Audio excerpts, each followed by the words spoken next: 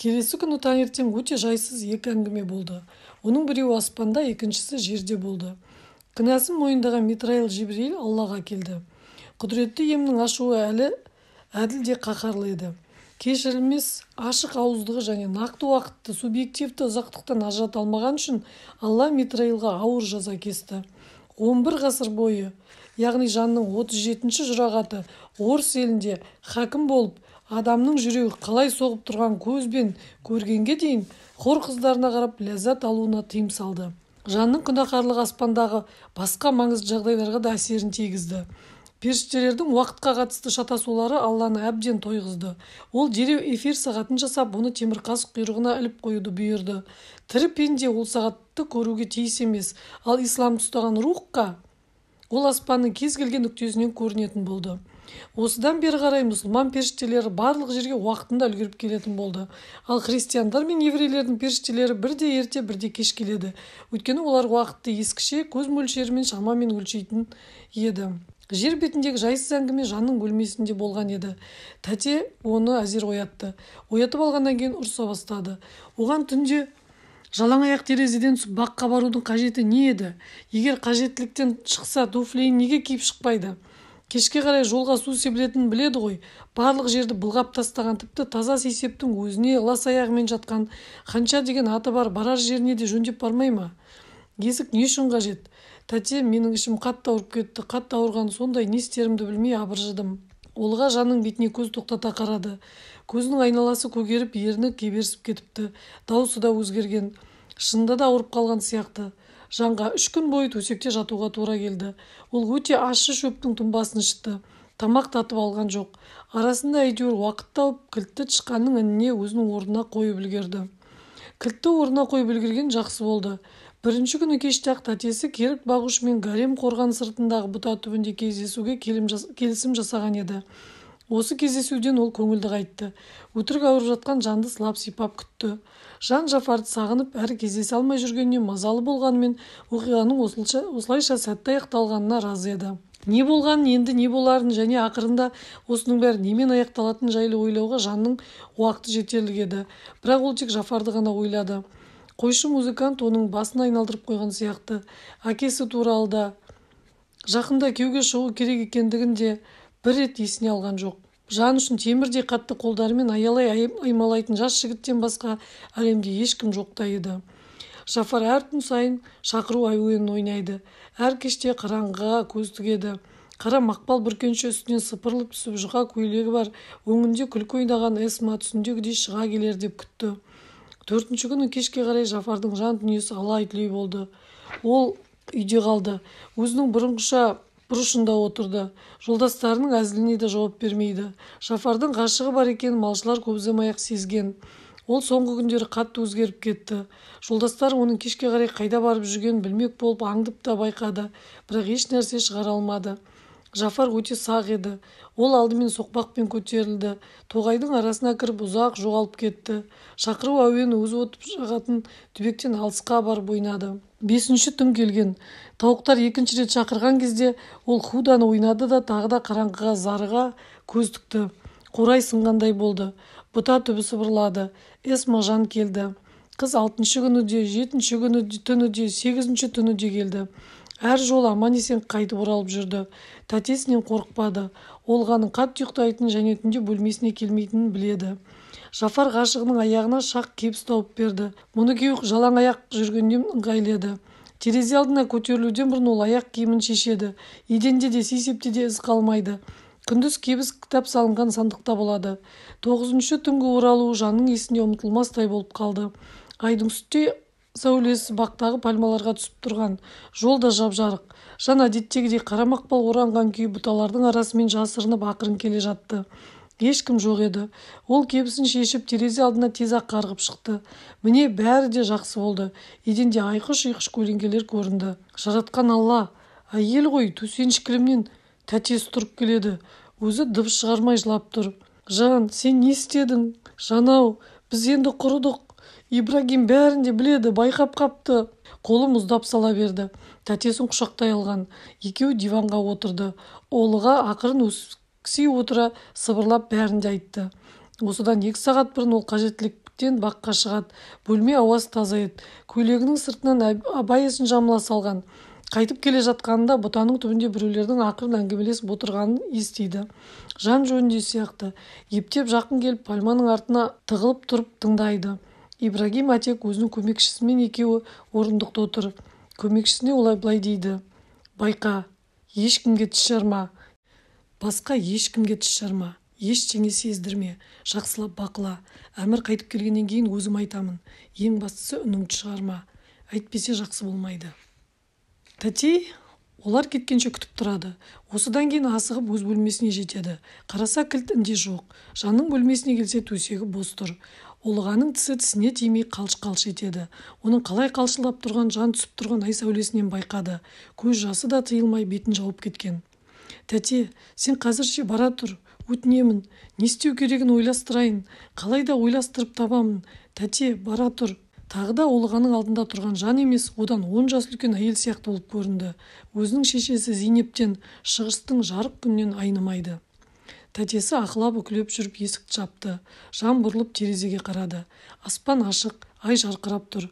Жүзімнің жас жапырақтары күміске әшекейлеп салынған қара өрнек сияқты.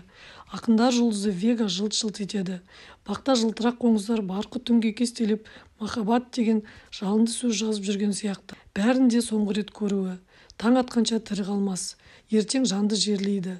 Ол көз жасын сүртіп, апиыны бар шөлмек тұрған сөреге келді. Тезірек, тезірек, тек айнып қалмаса екен. Қолын созды. Шөлмек жоқ. Бүгін ғана бар еді. Тәтесі алған екен. Басқа ешкім алмайды. Буыны бөлсе. Оған еркі жетпейтіні сезді. Төсегіне құлап түсті. Басын жастыққа тығып алып еңіреп жылады. Ұзақ жылады. Қоя алмай булыға жылады. Әбден әлсіреп ұйықтап кеткенше өксігін баса алмады. Жан әдеттегісінше ерте оянды. Таңғы шақ әсем-ақ. Бақта әнші торғайлар шырылдайды. Салқын ауада сиреннің хош иісі бар.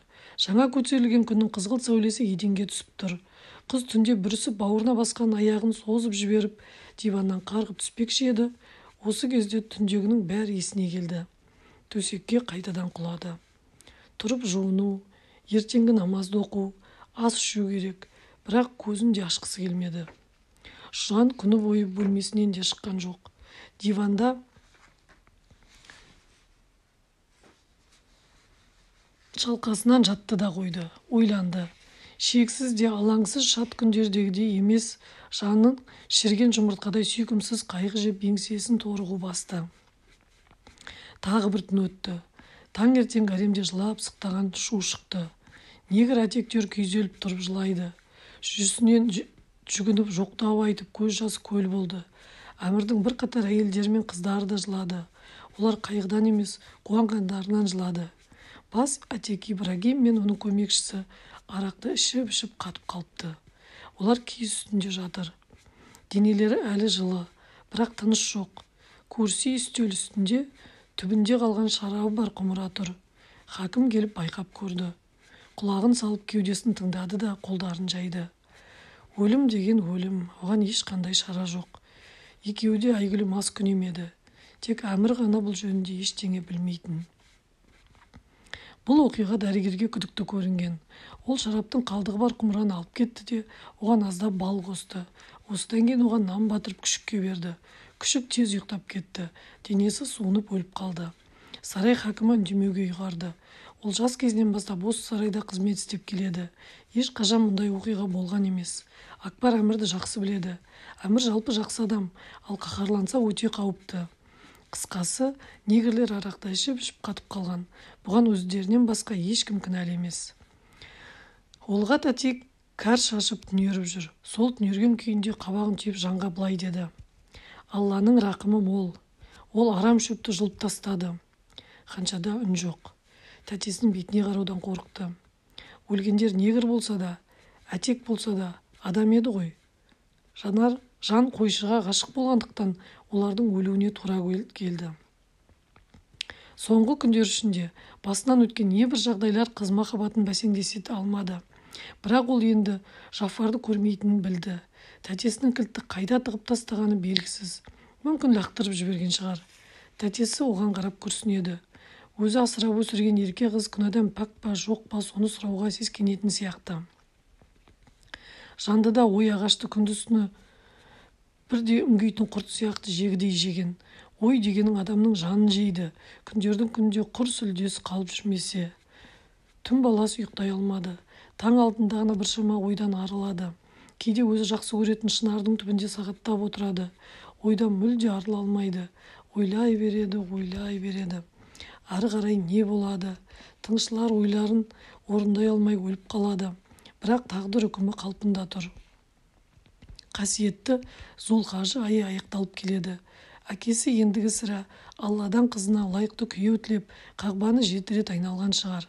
Сахра мен Мерва қыраттары арасында да 7 рет жүріп өтіп, мені аңғарына құрбандық берген болар.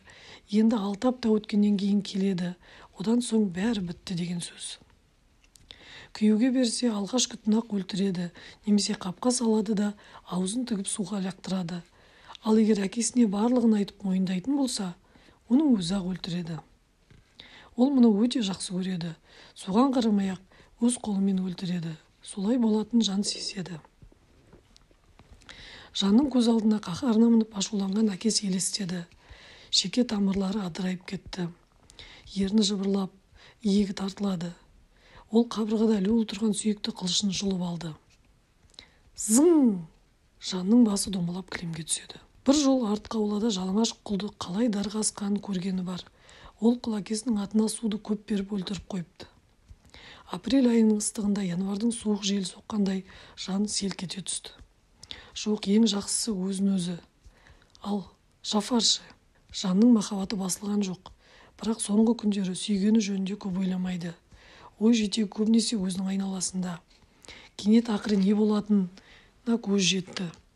Тек өзін ғана емес, Жафарды да. Олға тәтесінде құртатын жете түсінді. Мысалы, жан өзін-өзі өлтірді дейік. Ханшаның бұлай істеуіне немене себеп болғанын тәтесінің білмеу мүмкін емес екенін бірден-ақ түсінеді. Оны қинай бастайды. Қып-қызыл шоқтың үстіне отырғызады. Тырнағын жұлады, тісін сындырады. Ол шыдай алмайды. Бәрін мойындап айтып береді. Жафардың ойында ештеңе жоқ. Жафардың сүйгені Эсма. Ал әмірдің өлген қызында қандай шаруасы бар? Жафарды ұстап әкеледі. Оны бірден жай дарға аспайды. Алдымен әбден азаптап қинайды. Әкесінің Қытай жендеті бар.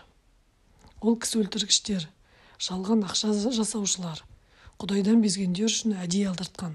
Басқа қылмыстыларды базар алаңында жай бауыздап өлтіреді, ал аталған қылмыстыларды зынданға салып, Қытайдың қолына береді. Ол жендет қинауды біледі. Ол өлтірмей 1 жеті, 2 жеті, тіпті 1 ай бойы азаптайды. Елдің айтуына қарағанда, жота терісінен жіңішкелеп таспа тілетін көрінеді. Бүгін бір таспа, ертеңіне екіншісін, сөйтіп ұзыннан да, көлденеңінен де тілгілейді. Әр жолы таспа тілген жеріне қайнап тұрған май құяды. Немесе аяқ пен қол буынын күнде жартылап кеседі.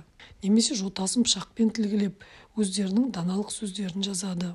Тіпті дұрыс кітап сөзін тіліп жазатын көрінеді. Өлуге айналған адамды еркек екен немесе әйел екен ажыратуға болмайтындай етіп кескілейді. Одан кейін де күнәһар тәулік бойы, тіпті одан да көп азаптанып жататын көрінеді. Дәл осылай Жафарды да азаптайды ғой. Жанның тұла бойына суық тер шығып кетті. Денесі дір-дір етеді. Ал егер тәтесін де өлтірсе, енді уды таба алмайсың. Ұйықтап жатқанда қанжармен, сосын өзімді бұдан кейін айтатын ешкім жоқ.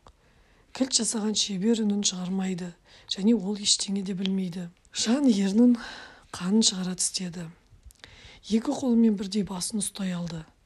Жоқ, ешқашанда олай істеуге болмайды. Өзін құрбандық етуге болмайды. Ал тәтесін, оны өлтірсе, болар ма? Туған шешесіндей болған аяулы тәтесін қалай қияды?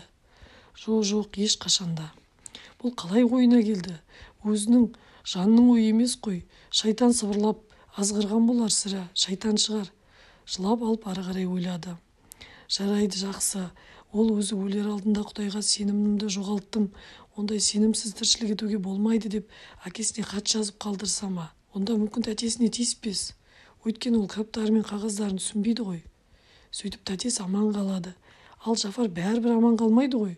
Соңғы рет қызуланбай-ақ жайбырақат ойланып отыр бол. Есма, жан жүрегім менің, мен сенсіз тіршілік ете алмаймын, тіпті тіршілік етпеймін, сен менің құдайымсың деген.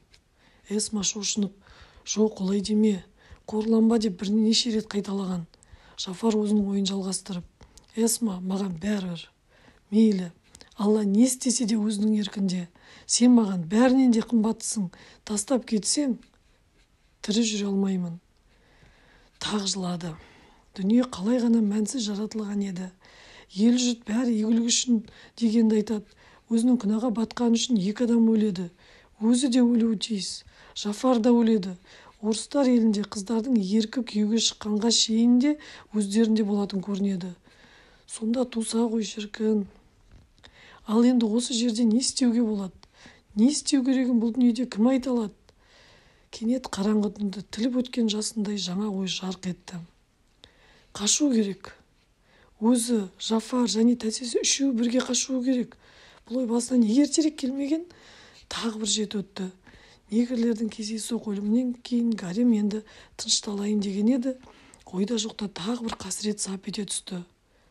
Олға тәтей Ефратқа ағып кетті. Кешке қарай шомылуға кеткен еді, қайтып оралмады. Көйлегін, кебісін және орамалын жағадан шешкен жерінен тауып алды.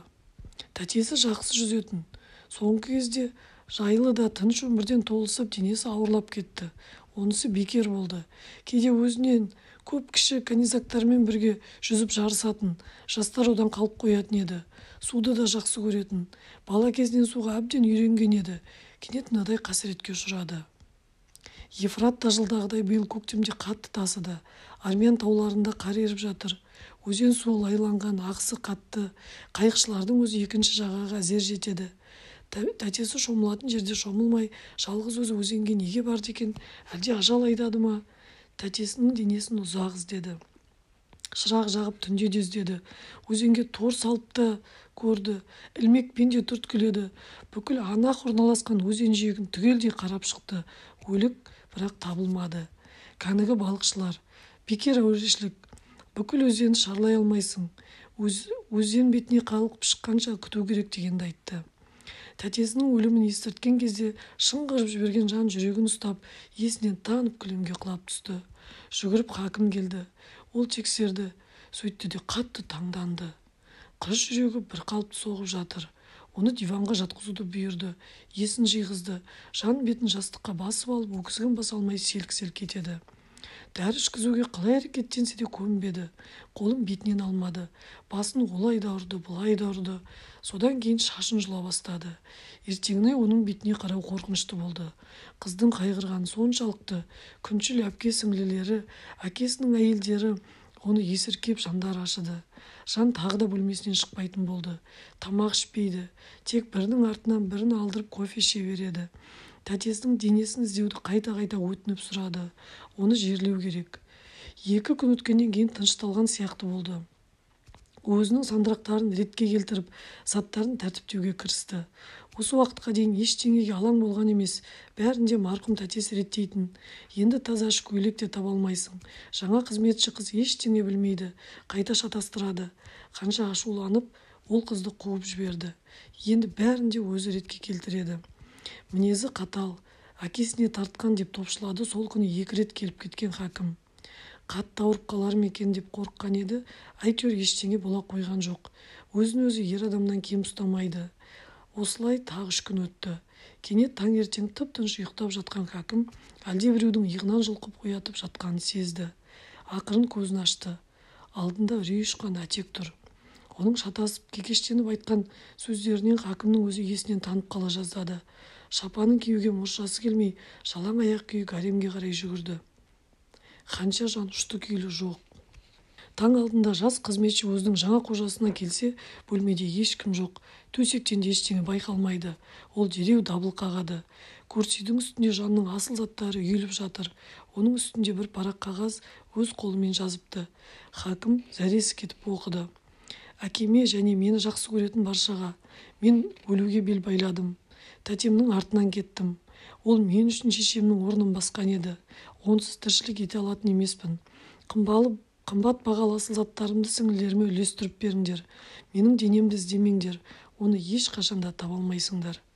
Әке, кешір, бақытсыз қызың жан үшін дұға оқы. Қарт дәрігердің қолындағы бір парақ қағаз селк-селк етеді. Ол жылап жіберді. Сол күні гаремдегілердің бәрі жылады. Жанның әпке-сіңлілері жылады. Өгей шешелер де көздеріне жас алды. Қызметшілер де, канизак әйелдер де жылады. Әтек негрлер өз әдеттері бойынша теңселіп тұрып, бақырып жылады. Жанның тірі кезінде өзінің үлкен апайлары, өгей шешелері оны күндейтін, Әмір жанды бәрінен де жақсы көретін, білетін, гаремге келгенде ең алдымен жанның бөлмесіне кіретін.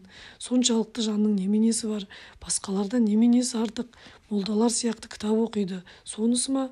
Қыз опат болған еді. Бәрі оны мадақтай басталды. Көңілді жүретін, сүйкімді еді, ешкімге жамандығы болмайтын дегендерді айтып еске алды. Енді міне денесінде жанын да құрбан етті, түбіне жетті. Енді ол сопылармен бірге жұмақта жүре алмайды. Құм орнына лағыл маржаны бар бұлақтардың жағасында серуен құра алмайды. О шеті мен бұл шетінде шек жоқ, атпен 100 жылда жүріп өте алмайтын өмір ағашының көлеңкесінде де тыныға алмайды. Қор болған байғұс жан.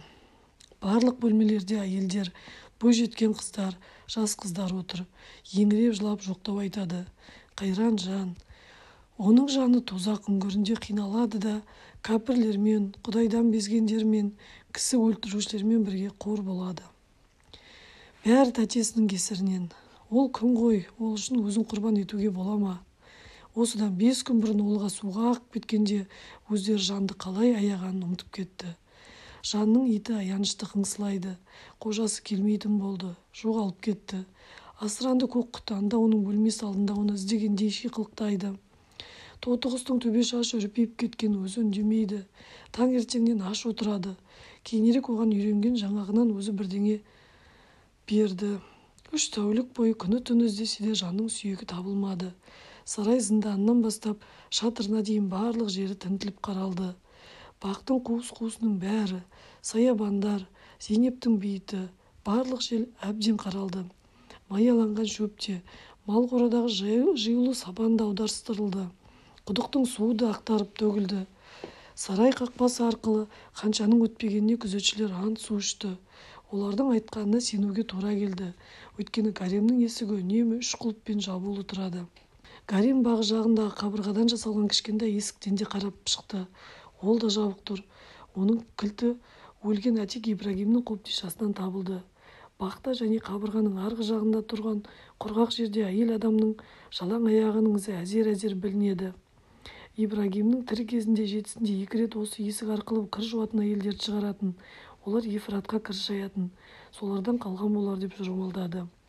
Жанның әпке-сіңлілері ең жақсы көретін алқасын өзімен бірге көрге алып кеткен болар деп ойлады. Олар ғажап інжу алқаны өзара бөлісіп алғысы келгенді, бірақ оны қаншама іздегенмен таба алмады. Қызметші әйелдердің топшылауы бойынша Ханша не жердің астына түсіп жоғалды, немесе ұшқыш кілеммен ұшып кетті. Сарай күзеті бастығының жұбылауынша жан өзінің кітаптарынан сиқыр ішірткі құпиясын оқып алған.